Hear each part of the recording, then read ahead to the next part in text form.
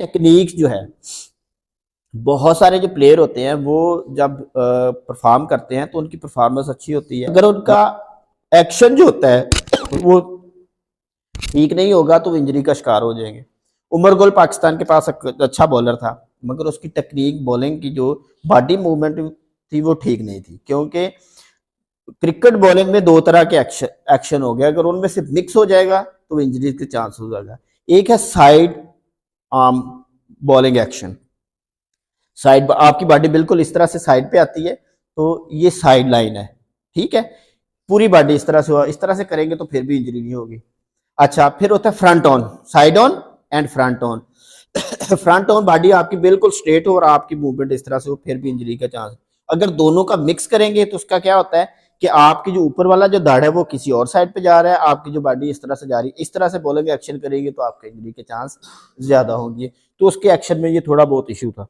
Component of biomechanics, study of the spatial कहते हैं duration को, ठीक है। Spatial and temporal aspects of the human movement, linear and angular position, temporal spatial space और time से related है। Velocity and acceleration, ये हमने पहले भी डिस्कस किया था। वेलोसिटी और एक्सेलरेशन ये सारी चीजें जो आप जो है वो डिस्कस करते आ रहे हैं मैट्रिक लेवल की साइंस की बुक में। Kinetic, study of force and torque involve in human movement, linear angular forces, torque, impulses and power and work. आगे फर्दर काइनेटिक्स की और काइनेमेटिक्स की कौन कौन सी डिविजन्स है। Branches of mechanics involve motion analysis, ठीक है।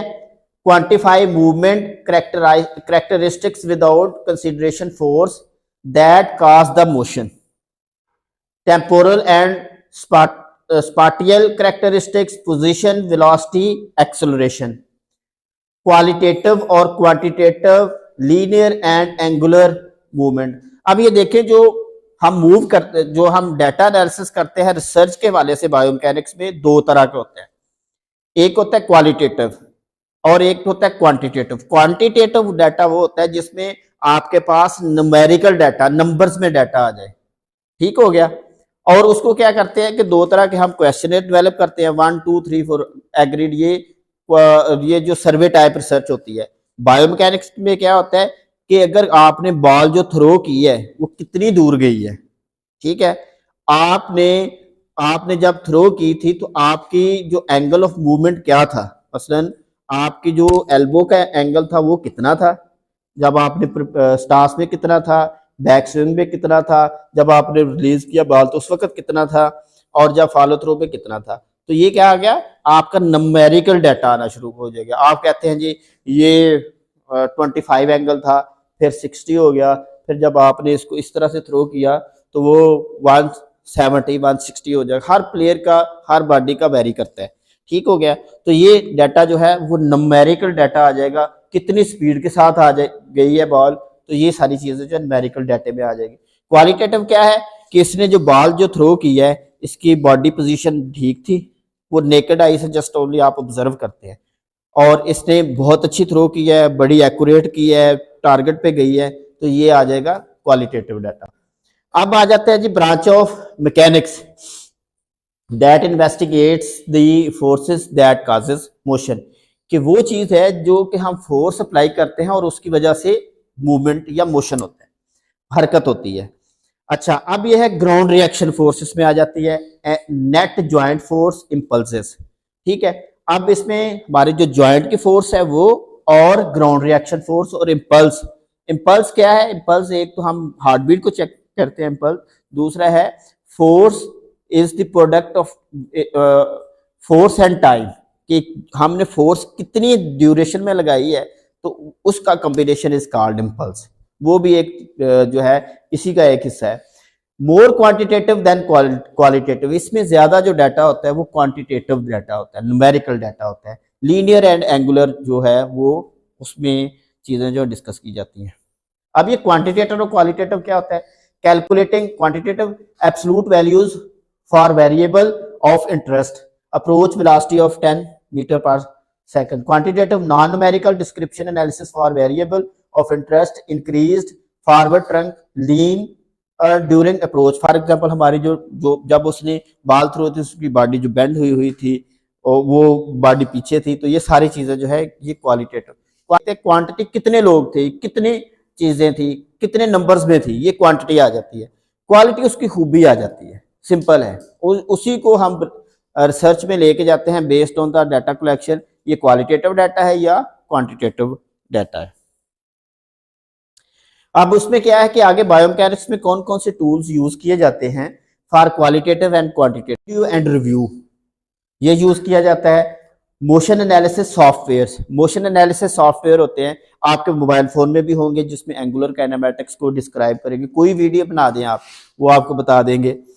फिर जो सबसे अच्छा जो सॉफ्टवेयर है जो स्पोर्ट्स में यूज भी होता है और फ्री है, ऑनलाइन अवेलेबल है, वो है कैनोविया, डार्टफिश है, अपास है। बहुत सारे जो सॉफ्टवेयर्स है वो कुछ फ्री है और कुछ ऑन पेमेंट है, तो वो आप डाउनलोड करके उसको करते हैं। जैसे अभी आप देखें कि क्रिकेट बॉलिंग एक्शन जो है वो भी बायोमैकेनिक्स लैब में ही होता है, वो इंडोर लैब होती है। और वन ऑफ द पाकिस्तान में 2 या 3 है, एक एरड यूनिवर्सिटी में, एक आगा खान में, एक पाकिस्तान क्रिकेट बोर्ड वालों के साथ है, जो कि लम्स यूनिवर्सिटी के साथ कोलैबोरेट करके वो काम कर रहे हैं उस पर। तो उसमें बॉलिंग एक्शन का ये लीगल है, ये इलीगल है, वो एल्बो एंगल जो है वो चेक किया जाता है उसमें।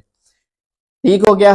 फोर्स प्लेट्स आ जाती हैं, जो मैंने ग्राउंड रिएक्शन फोर्स का जो डिस्कस किया था, फोर्स प्लेट्स आ गई।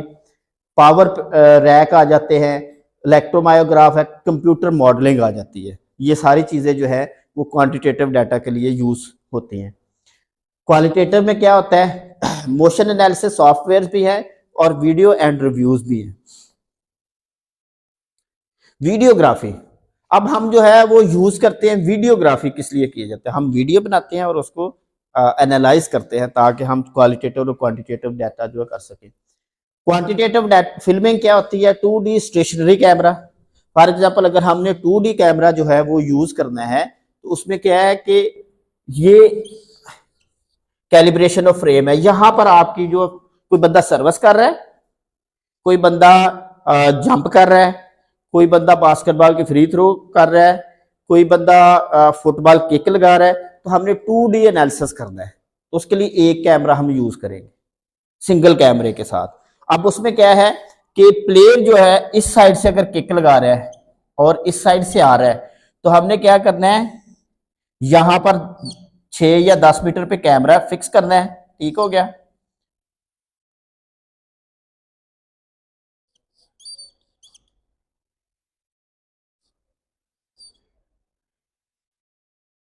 ये कैमरा आपने फिक्स कर दिया, ये बिल्कुल 90 एंगल पे आएगा, 90 डिग्री पे। ठीक है।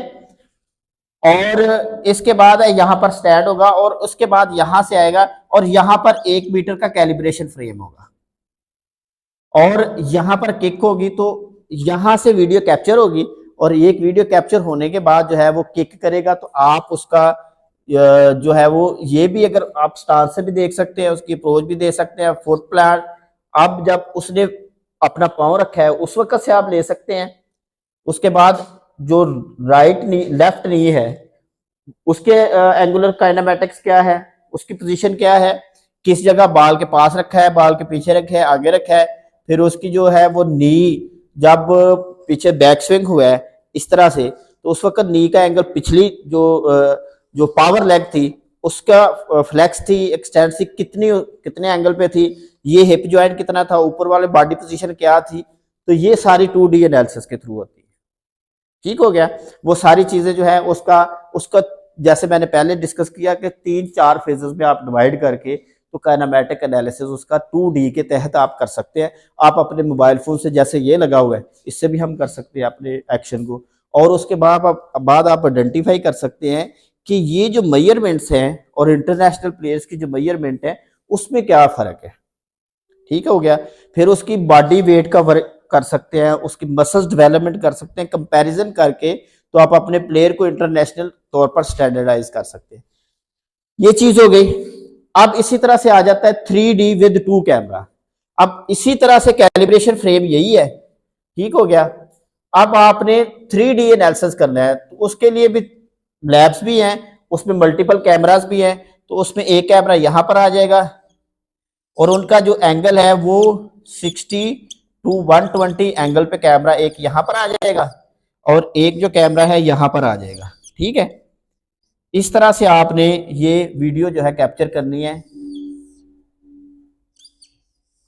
ठीक है, ये वीडियो आपने कैप्चर की है और इसके बाद इस एरिया को एक कैलिब्रेशन फ्रेम होता है, ठीक है, उसके ऊपर जो पॉइंट्स लगे होते हैं। ठीक है, ये जो पहले जब आपने उस बंदे ने यहां पर किक करनी है, बैटिंग करनी है, जो भी करने, इस कैलिब्रेशन फ्रेम को आप यहां रखेंगे, वीडियो कैप्चर करेंगे और उसके बाद बंद कर देंगे। फिर उसके बाद जो है प्लेयर आएगा, आपने 5 एक्शन करेगा, 4 एक्शन करेगा, उसमें से आप 2-3 जो भी आपको मुनासिब लगे वो आप एनालाइज करके तो उससे रिजल्ट्स जो है वो ले सकते हैं। उसमें क्या होगा, आपको सारी काइनेमैटिक्स की मूवमेंट आ जाएंगी। उसमें 2D में क्या है कि आप सिर्फ सिंगल प्लान की मूवमेंट ले सकते हैं। अगर आपने सिंगल सैजिटल प्लान की मूवमेंट लेनी है तो आपको राइट साइड पे या लेफ्ट साइड पे कैमरा लगाना पड़ेगा, वो आपको बताएगा फ्लेक्शन और एक्सटेंशन कैसे है। अगर आपने लॉन्गिट्यूडनल प्लान की मूवमेंट करनी है, उसमें अबडक्शन एंड एडक्शन की मूवमेंट को चेक करना है तो फ्रंट पे कैमरा आएगा या बैक पे आएगा। अगर आपने स्विंग की मूवमेंट चेक करनी है 2D के तहत तो आप हेड के ऊपर कैमरा लगाएंगे। ठीक हो गया। 3D में कॉम्प्लेक्स मूवमेंट, मल्टी और कॉम्प्लेक्स मूवमेंट होती हैं, तो इसलिए 2 कैमरा लगाए जाते हैं मिनिमम। वो क्या करते हैं कि वो आपको जो 2 तरह की मूवमेंट, लॉन्गिट्यूडनल प्लान की, फिर इसके अलावा सैजिटल प्लान की और ट्रांसफर प्लान की मूवमेंट का स्विंग भी आपको बता देंगे, फिर आपको अबडक्शन और रिडक्शन भी बता देंगे, फिर फ्लेक्शन एंड एक्सटेंशन और फ्लेक्शन भी बता देंगे, ये सारी मगर ये थोड़ा सा पुराने, अब जो लेटेस्ट आ रही है ना, उसमें फॉर एग्जांपल ये एक लैब है, बहुत बड़ी बड़ी लैब्स होती है, उसमें 24-24 कैमरास भी होते हैं। मसलन बैट स्विंग आपने कभी देखा होगा कि नेशनल ज्योग्राफिक चैनल है, उसमें देखा होगा कि बॉक्सिंग के लिए या किक के लिए कितने स्लो स्लो मोशन के साथ वो जा रहे होते हैं, तो वो बेसिकली बायोमैकेनिकल एनालिसिस जो लैब्स है उसमें होती है। अब उसमें क्या होता है कि उसमें जो हमारी जो बॉडी होती है उसमें रिफ्लेक्टिव मार्कर होते हैं। ठीक है, और वो उन मार्कर्स को ट्रैक करता है। जो क्रिकेट बॉलिंग एक्शन होता है ना,